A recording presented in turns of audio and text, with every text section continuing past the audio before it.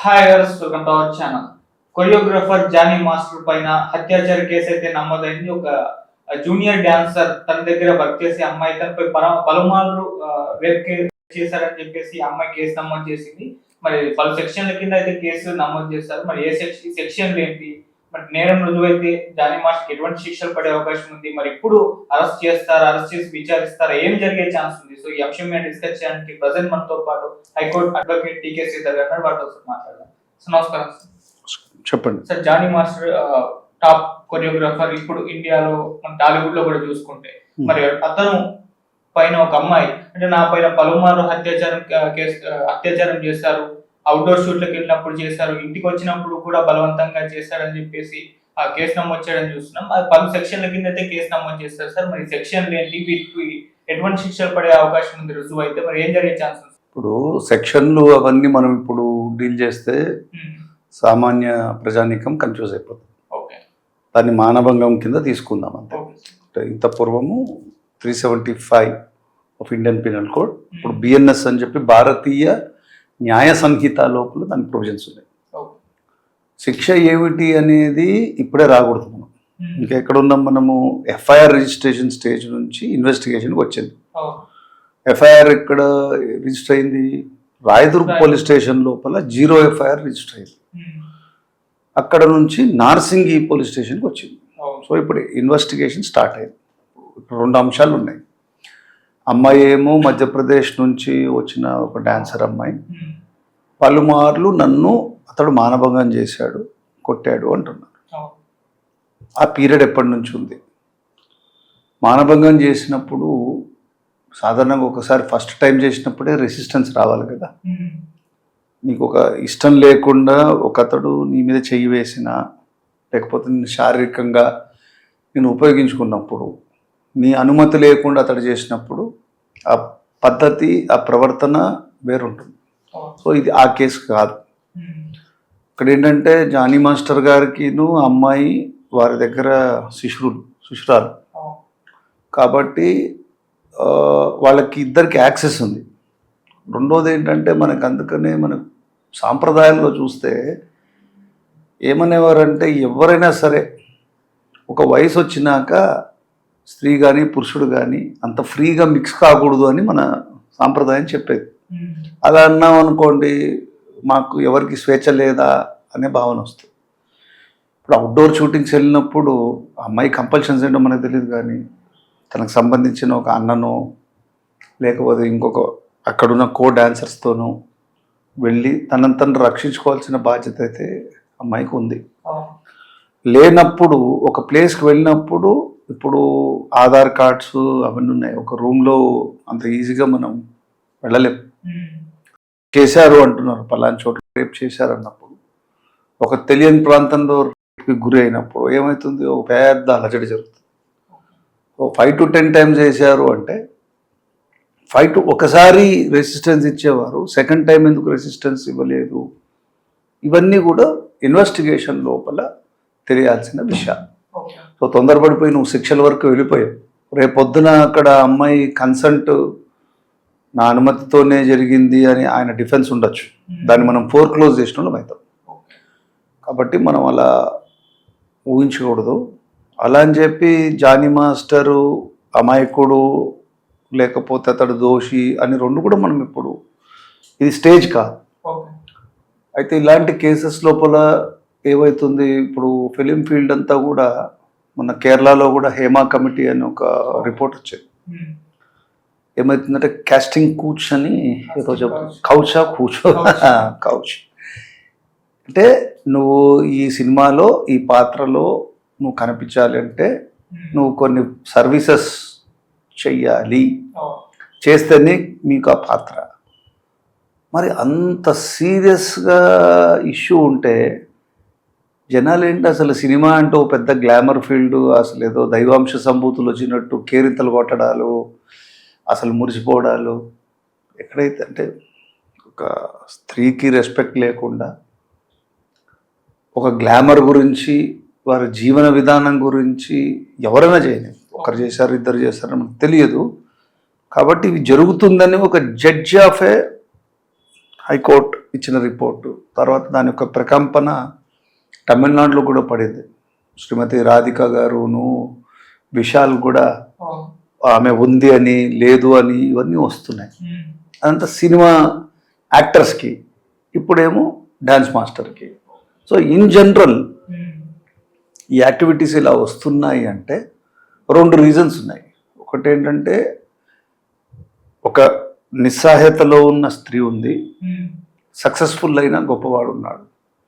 So male person గొప్పవాడు ఏమనుకుంటున్నాడు అంటే గొప్పతనం అందరూ కూడా మాస్టర్ మాస్టర్ మాస్టర్ అంటా ఉంటే ప్రపంచమంతా నాదే, ఈ సర్వజీవరాశులందరూ కూడా నాకు అనుగుణంగా ఉండాలి, కాబట్టి అతని ఈగో సాటిస్ఫాక్షన్ గురించి ఎవరైనా కూడా నాతోని ఉంటే వాళ్ళకి లైఫ్ అనే భావన మనకి కమ్యూనికేట్ అవుతుందా, లేకపోతే ఆయన నేచరే అలా ఉందా?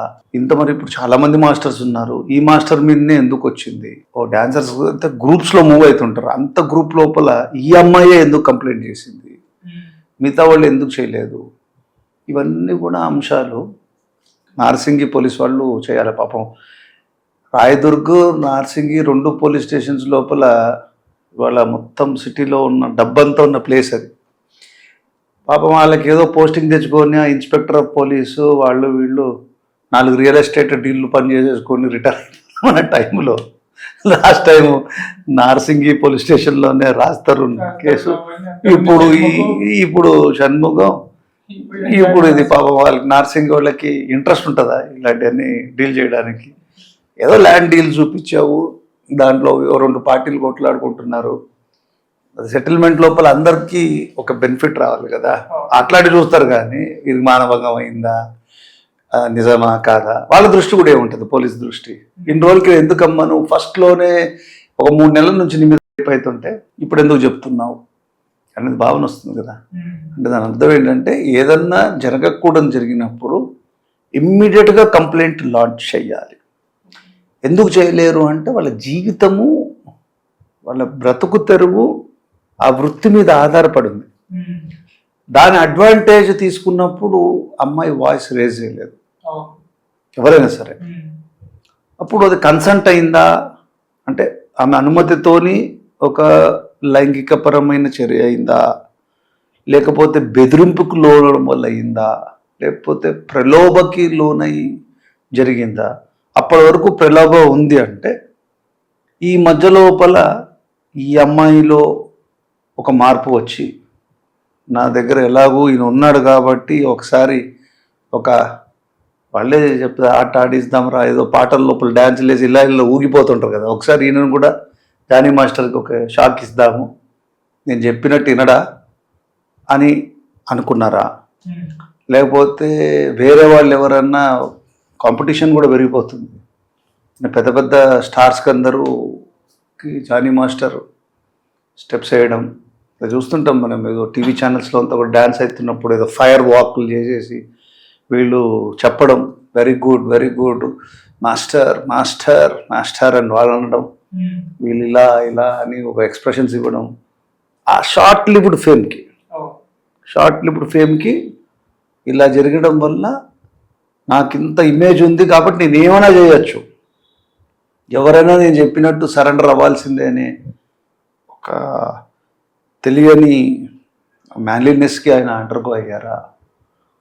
లేకపోతే అమ్మాయి ఇలా ఎలాగో పాపులర్ అయ్యాడు, కొన్ని సెటిల్మెంట్స్ కావాలి, నాకు ఆపర్చునిటీస్ ఇన్ డ్యాన్స్ రావాలి, లేకపోతే నేను అసిస్టెంట్ డ్యాన్స్ డైరెక్టర్ కావాలి అనేది మన మనసులో వచ్చిందా?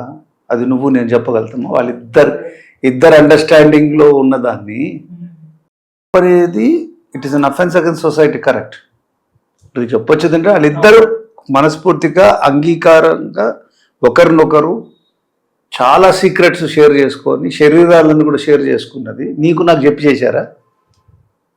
మనం వచ్చి నన్ను అడుగుతాను వాళ్ళు కరెక్టా శిక్ష చేయమని. కానీ ఎందుకు మనం డిస్కస్ చేస్తున్నామంటే బాబు జాగ్రత్తగా ఉండండి, చట్టము ఇంతకుముందు ఉన్నంత సింపుల్గా లేదు. ఎవరితోనైనా మీ దగ్గర పనిచేస్తున్న వాళ్ళతోని, మీ సహ ఉద్యోగులతోని, వాళ్ళు ఎటుగాక పనిచేస్తున్నారు కాబట్టి వాళ్ళందరూ మా సొత్తే అనే ఫీలింగ్ పెట్టుకోకుండా వాళ్ళని ఒక గౌరవంగా స్త్రీ పురుషుల యొక్క సంబంధంలో ఎంతవరకు ఉండాలో అంతవరకే ఉండాలి.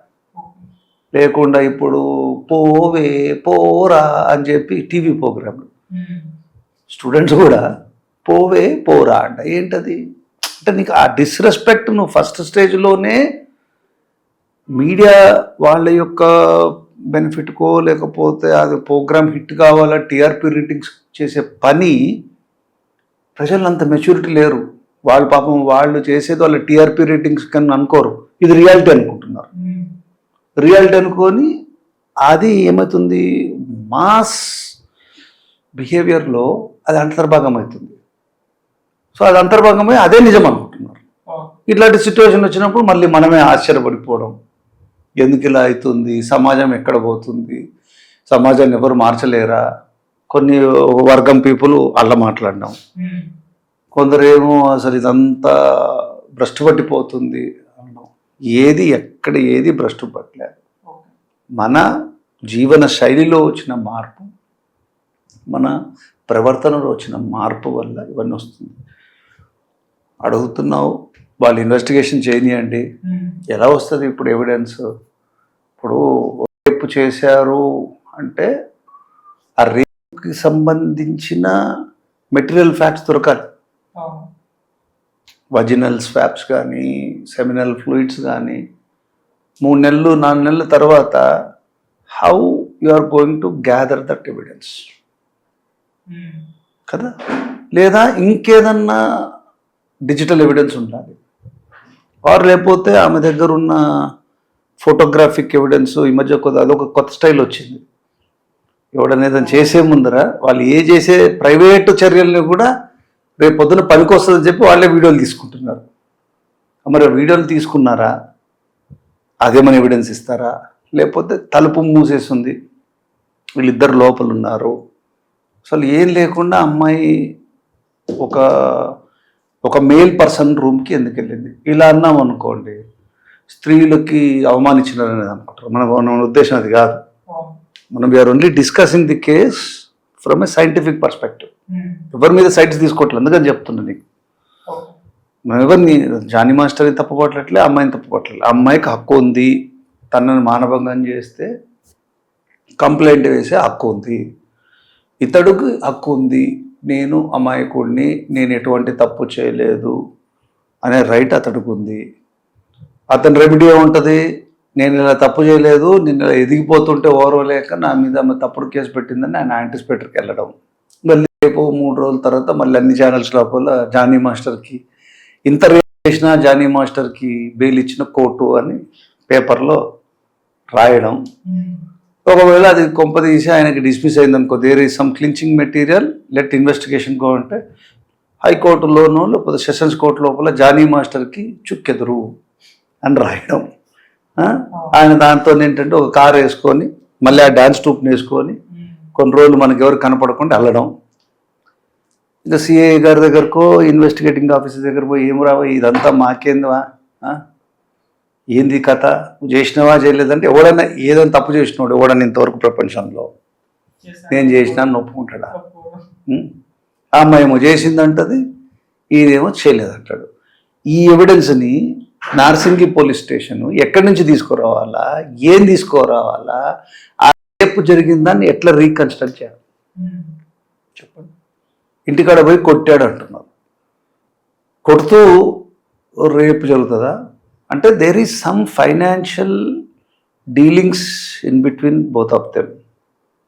ఆర్ లేకపోతే జానీ మాస్టరు ఈ అమ్మాయిని ఎంకరేజ్ చేస్తూ ఇంకో కొత్త అమ్మాయి కనిపిస్తుంటుంది, ఆమెను ఎంకరేజ్ చేద్దాము కొంచెం బాగా స్టెప్స్ వేస్తుందని చెప్పి కొంచెం వేస్తే ఏమైనా ఫీల్ అయ్యిందా? మనకి ఎలా తెలుస్తుందప్ప? నువ్వు అవి అట్లాంటివన్నీ నువ్వు అడిగి చెప్పమంటే నీకు బాగానే ఉంటుంది. చెప్పేటోడు నేను చెప్పాను అనుకో, నేనేదో చూసినట్టు నేను ఎలా చెప్పాలి అంటున్నా. కాబట్టి మనం ఓన్లీ అక్కడ సిచ్యువేషన్ బట్టి మాట్లాడదాం, ఇంత మించి మనం పోలేము. అతనికి ఏం శిక్ష పడుతుంది అంటే ఇప్పుడు అమ్మాయి వచ్చి కోర్టులో ఇంకోటి ఏంటంటే ఇప్పుడు డిజిటల్ ఎవిడెన్స్ అమ్మాయి తీసుకోవాల్సి వస్తుంది. మెడికల్ ఎగ్జామినేషన్ పంపిస్తారు పోలీస్ వాళ్ళు. ఆమె షీఈస్ హ్యాబిచ్యుయేటెడ్ టు ఆర్ అంటే తనకు లైంగికంగా తనకి అనుభవం ఉంది అనుకుంటే అదొక పద్ధతి.